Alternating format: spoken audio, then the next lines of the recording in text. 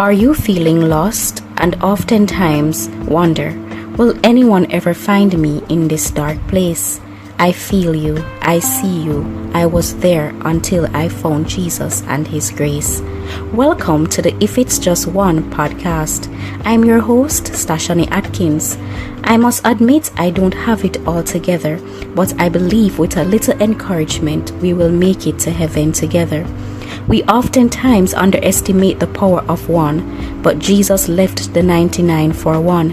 And so, if this podcast only reaches one person, that's all that matters. This podcast will be focused on encouraging you, my brothers and sisters, to rise above the challenges that prevent us from being who God has called us to be. Stay tuned. We really need each other.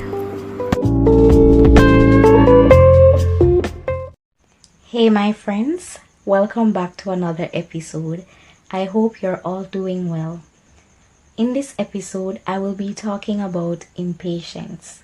When we're in a waiting season and it seems like what we're waiting for will never come to us, we can get weary from our waiting, and the devil sees this as the perfect opportunity to present a counterfeit of what we're waiting for. And if we're not careful, we will accept his gift because it's wrapped with the covering we're expecting. But when we open it, we realize it's not what we wanted, but rather a counterfeit of what we want. Because Satan is always trying to mimic God. If we should be honest with ourselves, there are times we walk through doors thinking it was God who opened the door because the door opened right after we prayed. We might even enter into relationships thinking we have found the person that we've been praying for, until one day we see the mask fall to the ground and we realize they were pretending all along. Or we might take a job because the job advertisement speaks to everything we're looking for. But when we start the job, we realize it is hell on earth. Satan is working tirelessly to prevent us from receiving what we have asked God for. And one of the ways he does that is by sending something or someone that looks like the thing we ask God for. And it takes discernment to realize that this cannot be of God. I believe we can find out if something or someone is sent by God by examining the fruit they produce. We can ask ourselves, does this thing or person brings me peace? Does this thing or person push me closer to God or pull me away from God? If the person or thing does not bring you peace, or the thing pulls you from God rather than push you closer to God, we might have to start examining this thing or person, because God is not the author of confusion. And so if there's no peace in your life, then this thing or person is not from God. And secondly, God would never send us something or someone that will pull us away from Him. Also, when we're in a waiting season, and we feel like what we're waiting for is taking too long, we might be tempted to play God and try to speed up the process. There's an example of this in the Bible where God promised Abraham and Sarah a child in their old age, but Sarah did not believe. The Bible said Sarah even laughed at God because she just could not believe she could have a child in her old age. Sarah did not wait on God to fulfill his promise, and so in Genesis chapter 16 she said unto her husband that the Lord has prevented her from bearing children, and so she gave her husband one of her maid named Hagar as a wife, and it happened that Abraham impregnated Hagar, and she gave birth unto a son that they called Ishmael. And the Bible said when Sarah saw that Hagar has conceived, she started looking with hatred on Hagar, and she dealt with her so harshly that she had to flee from her presence. Now we see that Sarah was impatient. She could not wait to see if God would indeed give her a child, so she tried to speed up the process by giving her maid to her husband so they could obtain children by her. And when she saw that Hagar did get pregnant, she dealt with her harshly. Sometimes we might find ourselves in Sarah's shoes, where we get impatient because we have been waiting on God so long that we try to speed up the process and try to do God's work, and only God can do His work. And so when we realize that we're not happy like we should be with the outcome, we might get upset like Sarah, when we were the ones who went ahead and do it without God because we're finding it so hard to wait on Him. So, my friends, let us learn from Sarah's mistake and wait upon God for what He promised us, because He is not a man that He should lie, and even if we get weary and try it our own way, it will cost us more than waiting on Him. Sometimes when God asks us to wait, He is preparing us for what we're asking Him for, because He knows if He give it to us right now, we would not be able to steward it well, and He won't give us what we will abuse. I do believe we have to go through a process, and that process prunes us and shapes us into the person we need to be in order to receive what we're asking for.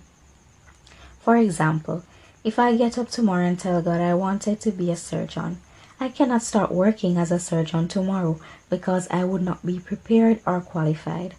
It would be a total disaster. I would destroy lives.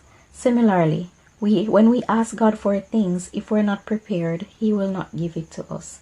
If we're asking God for a husband or a wife and He sees we're not prepared for marriage, He won't give it to us. Maybe we're still grieving a past relationship, or we're still bitter from the pain others have caused us.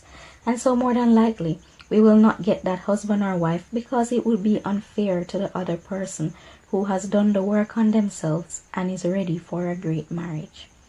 So if you're single and you're in a waiting season, take it as a preparation season.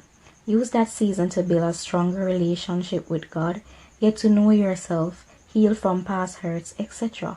So when that person comes, you will be an asset to the marriage and not a liability. Don't just sit down in the waiting room. Get yourself engaged in something.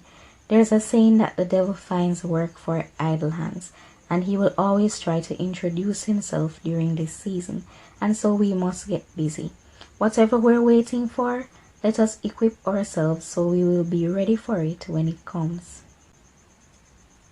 I also believe that we should not be impatient, because sometimes it's in the process we learn the qualities we need for our success. So many times we're rushing to reach the top, but it can be lonely at the top and people will try to break us.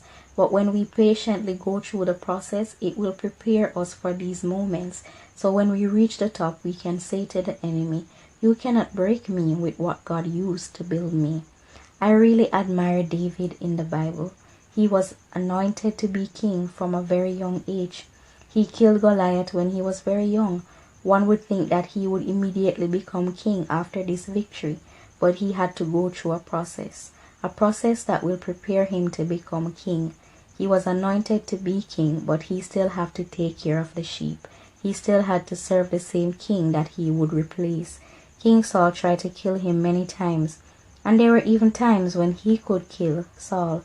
But David remained humble and exercised great self-control. He patiently waited on God to place him where he belonged, because when God promotes you, no one can demote you. Many of us might be in a season similar to David, where we know we have been anointed by God and we still have to be doing our regular jobs. Don't try to rush to the top, but be patient during the process, because God is preparing you for the top. Everything you're learning during the process, you will need it for what you're called to do.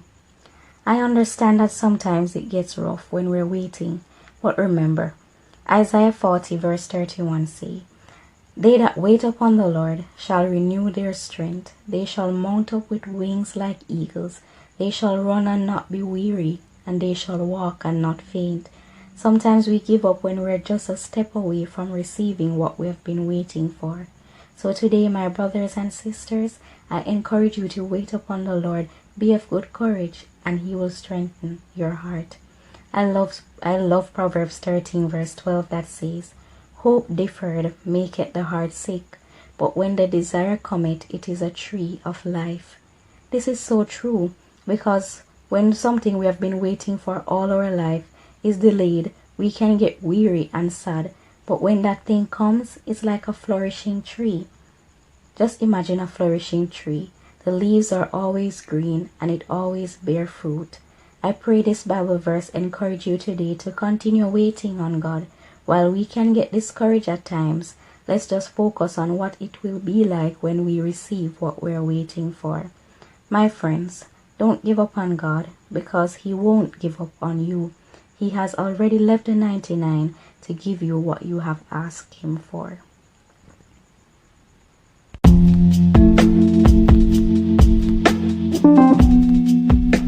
So, if you have a testimony of how God has helped you to be more patient, please feel free to share in the comment section. If this episode has encouraged you, please like and subscribe and share with someone you think it will encourage. See you in the next episode, and remember, we need Jesus and we need each other.